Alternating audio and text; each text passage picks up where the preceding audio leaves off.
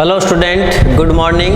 मैं गोकुल आज आपके लिए इस वीडियो में लेके आया हूँ क्लास 10th विज्ञान चैप्टर नंबर 3 हमारा चल रहा था आनुवांशिकता जेनेटिक्स। इसका आज हम पार्ट 2 पढ़ने वाले हैं, जिसमें हम पढ़ेंगे मेंडल ने अपने प्रयोगों के लिए मटर के पादप का चयन क्यों किया। बहुत बार क्वेश्चन पूछा जाता है, तो कौन कौन से कारण रहे हैं जिसमें मेंडल ने अपने प्रयोग के लिए मटर के पादप का चयन किया। तो कौन कौन से कारण थे, तो उसके बारे में हम चर्चा करने वाले हैं। तो सबसे पहले आपको ध्यान में रखना है कि एक वर्षीय पादप होता है कौन, मटर का जो पादप होता है वो एक वर्षीय पादप होता है। ठीक है, तो हम लिख सकते हैं कि एक वर्षीय पादप होने के कारण कम समय में अनेक पीढ़ियों का अध्ययन किया जा सकता है। एक वर्षीय पादप होने के कारण कम समय में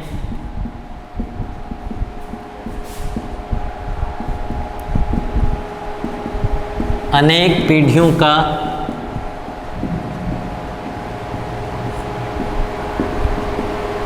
अध्ययन किया जा सकता है। तो एक वर्षीय पादप है, इसलिए कम समय में अनेक पीढ़ियों का, कम से कम आप 2 या 3 पीढ़ी है वो एक साल में हम इसका अध्ययन कर सकते हैं। ठीक है, तो एक तो ये मुख्य कारण रहा मटर के पादप का चयन करने का कि क्यों किया गया। सेकंड आपको ध्यान में रखना है द्विलिंगी पुष्प होने के कारण। द्विलिंगी पुष्प होने के कारण, द्विलिंगी का मतलब दोनों लिंग यानी पुंमंग और जायंग, जिसको पुंकेसर और स्त्री केसर जिसको हम बोलते हैं, अर्थात नर जनन भाग और मादा जनन भाग इस पुष्प में उपस्थित होते हैं। उस पुष्प को द्विलिंगी पुष्प कहते हैं। तो द्विलिंगी पुष्प होने के कारण जो है वो स्वपरागण के द्वारा समयुग्मजी पादप होने के कारण स्वपरागण द्वारा समयुग्मजी पादप। ठीक है, अब देखो इसमें एक नाम आया स्वपरागण। तो स्वपरागण किसे कहते हैं? पर परागण, ये परागण की एक प्रक्रिया है। तो पहले तो आपको ध्यान में रखना परागण होता क्या है। परागण का मतलब होता है कि जो पुष्प है तो पुष्प का जो पराग कोश है, उस पराग कोश में पराग कण होते हैं। उन पराग कणों का पुष्प की वर्तिकाग्र पर स्थानांतरण होना परागण कहलाता है। ये 2 प्रकार के होते हैं, एक तो होता है स्वपरागण, एक होता है पर परागण। स्वपरागण का मतलब होता है एक पुष्प के जो पराग कण होते हैं वो उसी पुष्प की वर्तिकाग्र पर या उसी पादप के किसी दूसरे पुष्प की वर्तिकाग्र पर यदि स्थानांतरित होते हैं तो वो स्वपरागण होता है। पर परागण का मतलब एक पुष्प के जो परागकण है उसी प्रजाति के किसी दूसरे पौधे के पुष्प की वर्तिकाग्र पर यदि स्थानांतरित होता है तो वो कौन सा कहलाता है? पर परागण कहलाता है। तो हमने लिखा कि द्विलिंगी पुष्प होता है ये स्वपरागण द्वारा समयुग्मजी पादप अर्थात शुद्ध वंशक्रम को सरलता से प्राप्त किया जा सकता है, अथवा शुद्ध वंश क्रम को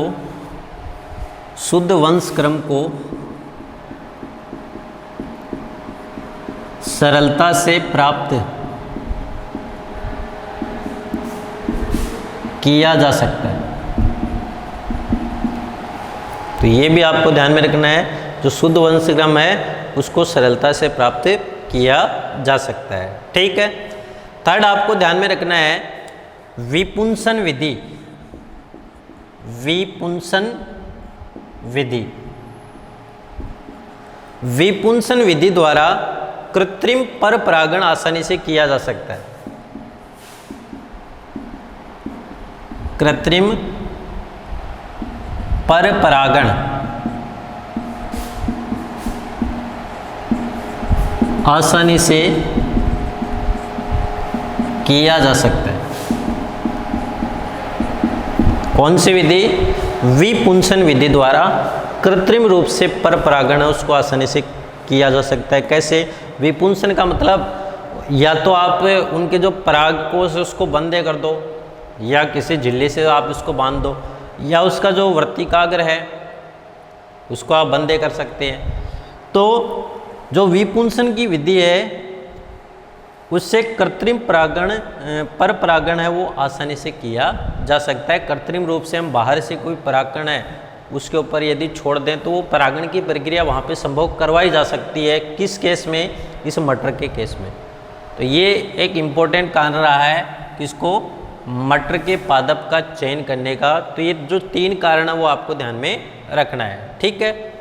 और एक कारण और रहा है मटर के पादप को चयन करने का, वो है मटर के पौधे में विभिन्न विपर्यासी लक्षणों के जोड़े पाए जाते हैं। मटर के पौधों में विभिन्न विपर्यासी लक्षणों के जोड़े पाए जाते हैं। तो विभिन्न विपर्यासी लक्षणों के जोड़े पाए जाते हैं, इसका मतलब क्या है? जैसे बीज है वो गोल है या झुर्रीदार है, ठीक है।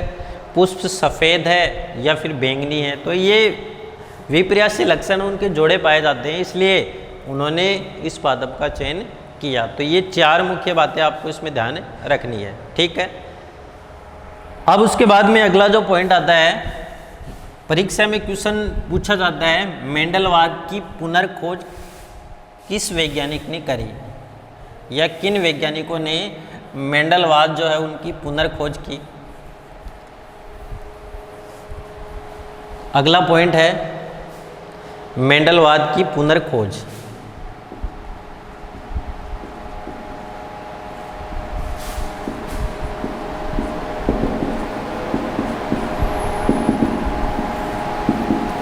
मेंडलवाद की जो पुनः खोज करने वाले वैज्ञानिक थे हॉलैंड के, ध्यान रखना क्वेश्चन पूछा जाता है, अगर ये ध्यान में नहीं रहे इनका देश तो ठीक है।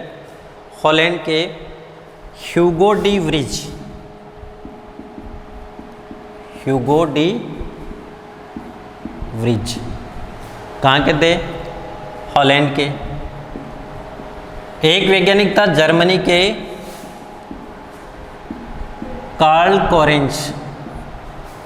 जर्मनी के वैज्ञानिक का नाम क्या था? कार्ल कोरेंच। और ऑस्ट्रिया के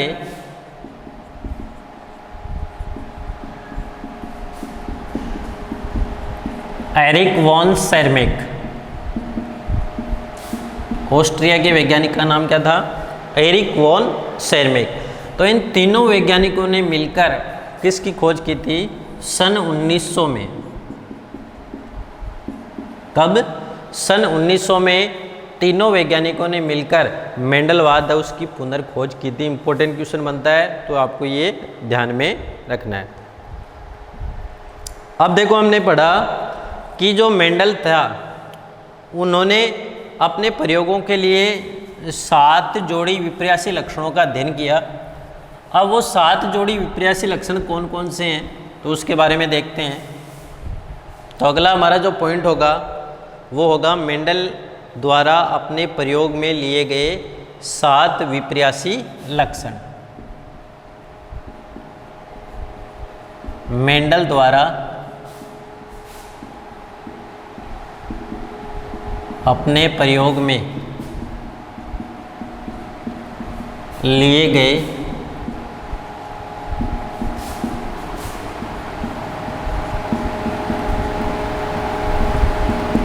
7 विपर्यासी लक्षण।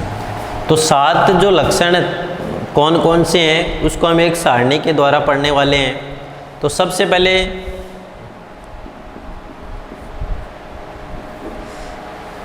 लक्षण जो है उसको हम यहाँ लिखेंगे, पादप के लक्षण।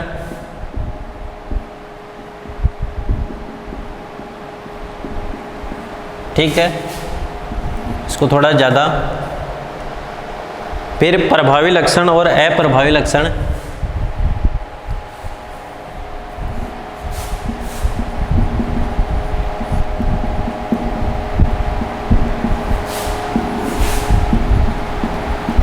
अप्रभावी लक्षण, प्रभावी का मतलब जो अपना प्रभाव परिलक्षित करता है प्रभावी, और अप्रभावी का मतलब जो F1PT में अपना प्रभाव है उसको परिलक्षित नहीं करता है। तो लक्षण की जरूरत नहीं है, आप सीधा प्रभावी और अप्रभावी लिख सकते हो।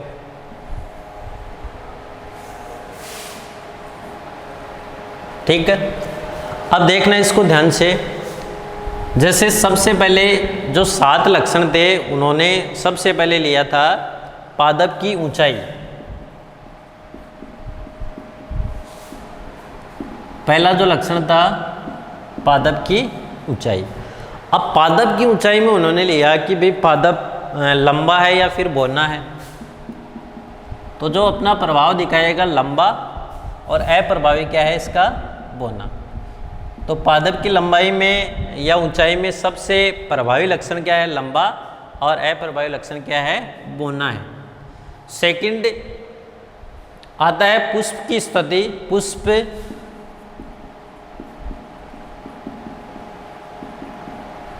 ठीक है, अब पुष्प कहाँ स्थित है, सबसे पहले आता है कक्षस्थ, कक्षस्थ और अग्रस्थ। कक्षस्थ है या फिर अग्रस्थ है। ठीक है, थर्ड इसमें जो लक्षण उन्होंने लिया वो आता है परिपक्व फली की आकृति। परिपक्व फली की आकृति। अब परिपक्व जो फली है उसकी आकृति कैसी है, तो जो प्रभावी है वो होगा फूली हुई, और जो अप्रभावी होगा वो है संकीर्णित। फूली हुई और अप्रभावी में क्या आएगा, संकीर्णित। ठीक है, फोर्थ जो आता है वो आता है अपरिपक्व फली का जो रंग है वो कैसा है, अपरिपक्व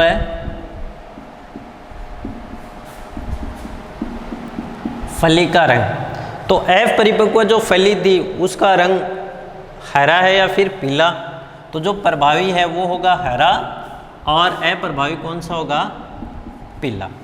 ठीक है,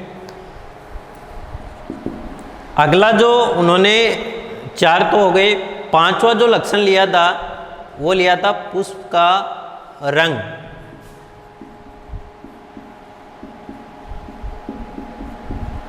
तो देखो पुष्प का जो रंग होता है, जो प्रभावी के रूप में हम देखें तो बैंगनी, और अप्रभावी के रूप में क्या है, सफ़ेद।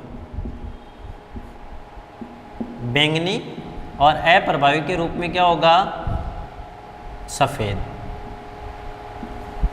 ठीक, उसके बाद में जो नेक्स्ट है वो है बीज की आकृति।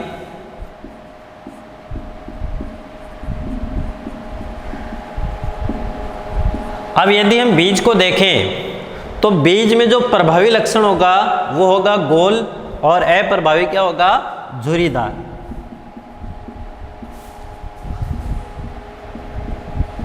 अप्रभावी कौन सा होगा, झुर्रीदार।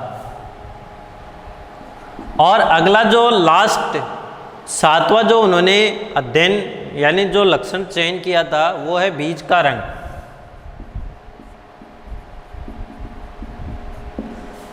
अब जो प्रभावी होगा वो होगा पीला, और अप्रभावी होगा वो क्या होगा, हरा।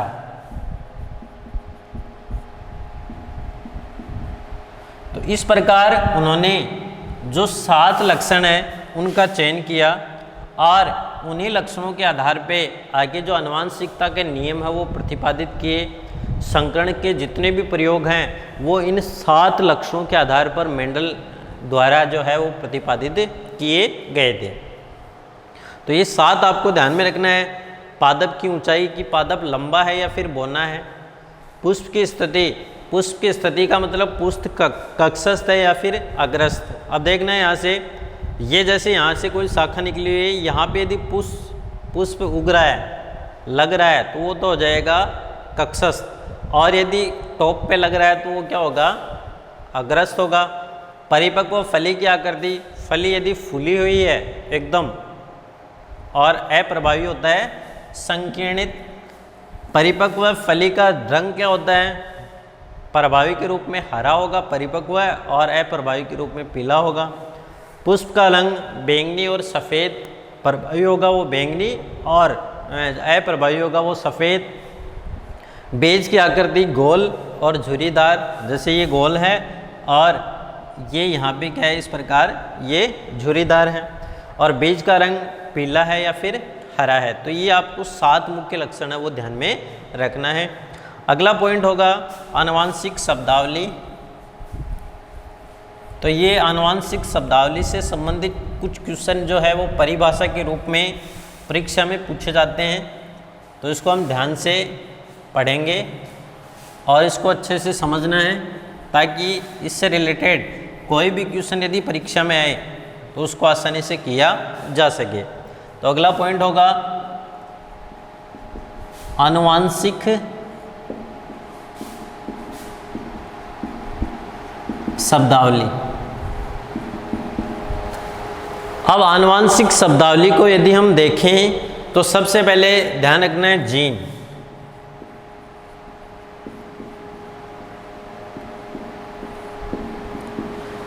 जीन है वो क्या होता है, इसको किस प्रकार से परिभाषित कर सकते हैं। तो जीन को यदि परिभाषा के रूप में लिखें तो हम लिख सकते हैं कि वह कारक जो किसी एक लक्षण को नियंत्रित करता है, वह कारक जो किसी एक लक्षण को नियंत्रित करता है।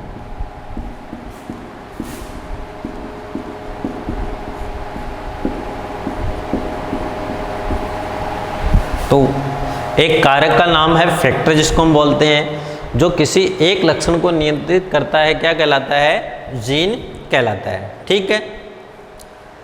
अब जीन का, जैसे मेंडल नामक वैज्ञानिक थे, उन्होंने जीन को कारक शब्द कहा। ठीक है। मेंडल ने जो आनुवांशिकता के प्रयोग किए थे, वहाँ पे एक शब्द यूज़ किया था जिसका नाम था कारक, और इसी कारक को जोहानसन नामक वैज्ञानिक ने जीन नाम दिया। जोहानसन। तो ध्यान रखना है, मेंडल ने तो कारक शब्द कहा, और इसी कारक को, यानी मेंडल ने अपने प्रयोग में बताया कि जो एक लक्षण को नियंत्रित करता है कारक कहलाता है। मेंडल ने उन कारक शब्द का जोहानसन नामक वैज्ञानिक ने क्या नाम दिया था, जीन कहा था। तो ध्यान रखना, मेंडल द्वारा उपयोग किए गए कारक शब्द को जीन किस वैज्ञानिक ने नाम दिया, तो उसका नाम है जोहानसन नामक वैज्ञानिक ने जीन नाम दिया। ठीक है। अब अगला पॉइंट है वो आता है युग्म विकल्पी। युग्म विकल्पी, या इसको हम बोलते हैं एलील भी इसको कहते हैं। ठीक है। अब युग्म विकल्पी होते क्या हैं, तो वो आपको ध्यान में रखना है। किसी एक लक्षण को नियंत्रित करने वाले जीन के 2 विपर्यासी स्वरूप क्या कहलाते हैं, युग्म विकल्पी कहलाते हैं। किसी एक लक्षण को नियंत्रित करने वाले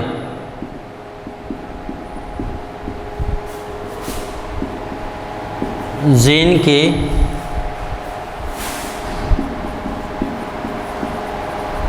दो विपर्यासी स्वरूप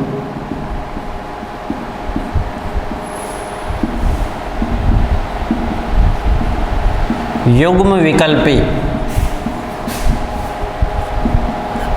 या एलील कहलाते हैं।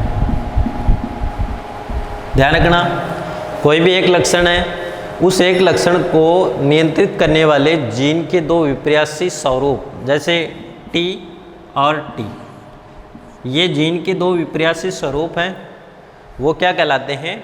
एलील कहलाते हैं। ठीक, तो ये आपको इसमें ध्यान रखना है। जैसे पौधे की ऊंचाई को नियंत्रित करने वाले, जैसे पौधे की ऊंचाई है उसको नियंत्रित करने वाले दो एलील यदि हम लिखें, तो लंबेपन के लिए कौन उत्तरदायी है? Capital T. और बौनेपन के लिए कौन उत्तरदायी है? Small T. तो ये क्या कहलाते हैं? एलील कहलाते हैं। थर्ड, इसमें आपको ध्यान रखना है समयुग्मजी, और एक आपको ध्यान रखना है विषम युग्मजी।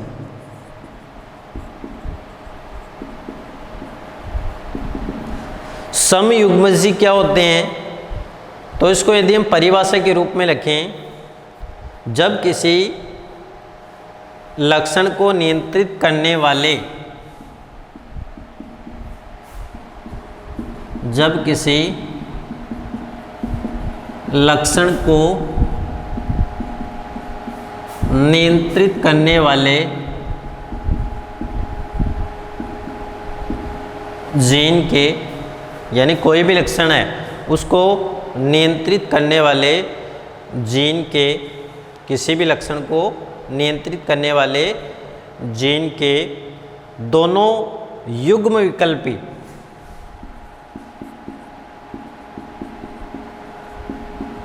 दोनों युग्म विकल्पी, जो भी युग्म विकल्पी है वो क्या हो? समान हो, तो उसे समयुग्मजी कहते हैं। यदि समान हो तो उसे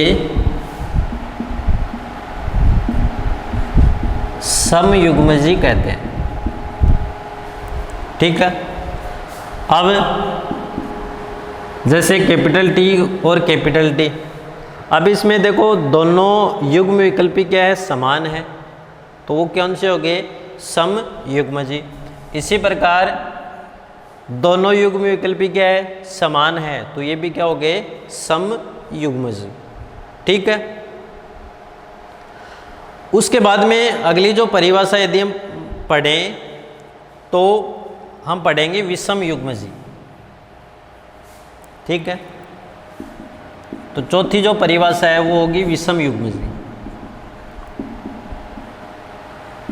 अब जस्ट इसका उल्टा लिखना है, तो हम क्या लिख सकते हैं? ध्यान से देखना, जब किसी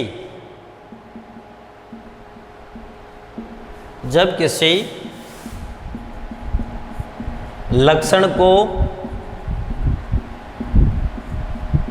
नियंत्रित करने वाले जीन के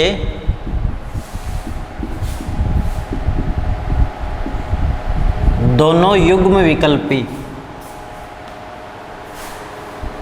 असमान हो, यानी अलग अलग हो, तो उसे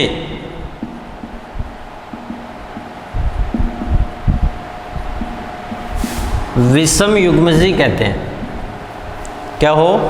भिन्न भिन्न हो, अलग अलग हो, तो उसे किस नाम से जानते हैं? विषम युग्मजी के नाम से जानते हैं। जैसे कैपिटल टी और स्मॉल टी। अब इसमें देखो दोनों युग्म विकल्पी एलील क्या है? अलग अलग हैं। एक तो कैपिटल टी है और एक क्या है? Small T.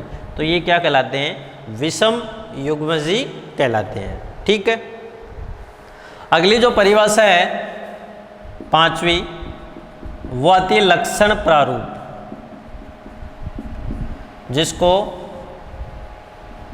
फेनोटाइप बोलते हैं। किस नाम से जानते हैं? फेनोटाइप। तो इसको यदि परिभाषा के रूप में लिखें तो कोई भी जो जीव है उसकी बाह्य प्रतीति को लक्षण प्रारूप कहते हैं। जीव की बाह्य प्रतीति,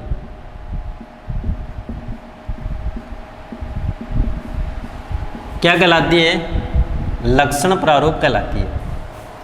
जैसे कोई भी जीव है उसका हम अध्ययन कर रहे हैं, उनके लक्षणों का अध्ययन कर रहे हैं, तो उनका जो अनुपात को यदि हम पढ़ रहे हैं तो उनकी जो बाह्य प्रतीति यानी उसको हम बाहर से देखने पर आगे आएगा। जब हम संकरण से संबंधित प्रयोग करेंगे तो उस स्थिति में हम देखेंगे कि किसी जीव की जो बाह्य प्रतीति होती है, सजीव की बाह्य प्रतीति क्या कहलाती है?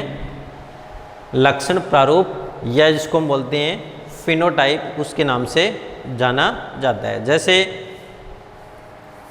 लंबे पौधे हैं, लंबे पौधे समयुग्मजी, तो ये क्या हो जाएगा? Capital T, capital T. और यदि हम लंबे पौधे हैं और वो क्या है? विषम युग्मजी। पौधे तो क्या है? लंबे हैं, लेकिन विषम युग्मजी है, तो क्या हो जाएगा? Capital T, small T. लंबे पौधे हैं क्योंकि अपना प्रभाव दिखाई देता है, जब आगे नियम आएंगे उसमें हम देखेंगे। और ये समयुग्मजी, दोनों देखो एलील क्या है? समान है। इधर देखो विषम युग्मजी, दोनों एलील क्या हैं? अलग अलग होते हैं। तो ये लक्षण प्रारूप कहलाता है। और अगला जो है वो आएगा जीन प्रारूप। तो जीन प्रारूप को हम किस प्रकार से परिभाषित कर सकते हैं, तो उसको हम देखते हैं। तो किसी सजीव की जीनी संरचना जो होती है उसे हम किस नाम से जानते हैं? जीन प्रारूप के नाम से जानते हैं। तो अगला जो पॉइंट होगा वो होगा जीन प्रारूप।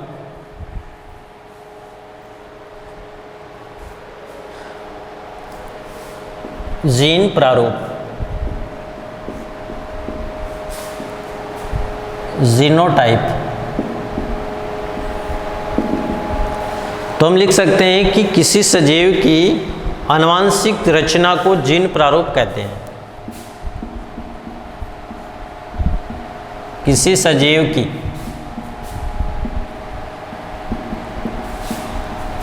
आनुवंशिक रचना को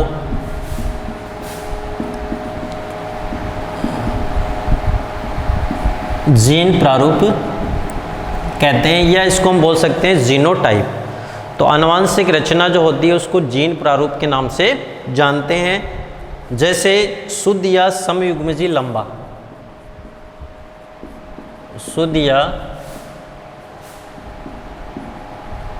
समयुग्मजी लंबा, कैपिटल टी, कैपिटल टी। तो ये क्या है? शुद्ध और समयुग्मजी लंबा है, और अशुद्ध व विषम युग्मजी लंबा। अशुद्ध, या हम इसको बोल सकते हैं विषम युग्मजी लंबा। तो हम इसको क्या लिख सकते हैं? Capital T, small T. तो आपको ये जो परिभाषाएं हैं वो ध्यान में रखना है। तो इस प्रकार जो है वो इस आज की इस वीडियो में हमने जाना कि मेंडल ने अपने प्रयोग के लिए मटर के पादप का ही चयन क्यों किया, इसके पीछे क्या कारण है। उसके बाद में हमने पढ़ा कि मेंडल ने जो प्रयोग किए थे आनुवंशिकता, तो उन आनुवंशिकता के प्रयोगों की पुनर्खोज, यानी मेंडलवाद की पुनर्खोज करने वाले वैज्ञानिक कौन कौन से थे। उसके बाद में मेंडल ने अपने प्रयोग में जो 7 जोड़ी विपर्यासी लक्षण चुने थे वो कौन कौन से थे, उसको हमने एक सारणी के माध्यम से समझा। और लास्ट में हमने जाना कि आनुवंशिक शब्दावली में कुछ परिभाषाएं हमने जानी, जिसमें हमने सबसे पहले पढ़ा जीन क्या होते हैं, ठीक है। उसके बाद में हमने पढ़ा एलील क्या होती है, युग्म विकल्पी क्या होते हैं, एलील या युग्म विकल्पी। उसके बाद में हमने जाना समयुग्मजी, विषम युग्मजी। उसके बाद में लास्ट में हमने जाना जीन प्रारूप और लक्षण प्रारूप। और अगला हमारा जो वीडियो रहेगा उसमें हम कुछ जो आनुवंशिक शब्दावली है उनसे संबंधित कुछ परिभाषाएं हैं उनका हम अगले वीडियो में अध्ययन करने वाले हैं।